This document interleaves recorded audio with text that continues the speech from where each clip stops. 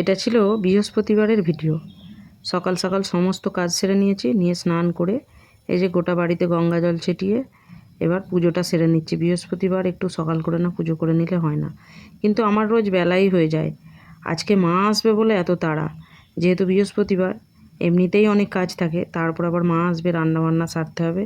সেরে মাকে নিয়ে একটু ডাক্তারখানা যাব। তারপরে ওর বাবার তো এখন নাইট ডিউটি চলছে, সেও ফিরেছে, তার ওই যে জলখাবার রেডি হচ্ছে। গোল পরোটা খাবে বলেছে, আর তরকারি করা আছে সকালের, ওই বোন টিফিন নিয়ে গেছে, তার থেকে একটু তরকারি তুলে রেখেছি ওর জন্য, আর ছেলেকেও টিফিন দিয়ে দিয়েছি, নিয়ে গেছে। তো সেটাই হচ্ছে, গরম গরম পরোটাটা সেঁকা হচ্ছে। পরোটাটা সেঁকে নিয়ে একটু চা করব। আমিও আজকে সকাল থেকে কিচ্ছু খাইনি, চাও খাওয়া হয়নি। তো একসঙ্গেই দুজনে একটু চা নিয়ে বসবো। তারপরে আবার রান্না বান্না আছে। মায়ের না একটু স্কিন প্রবলেম হচ্ছে, তো ওখানে অনেক ডাক্তার দেখিয়েছে, ঠিক হয়নি।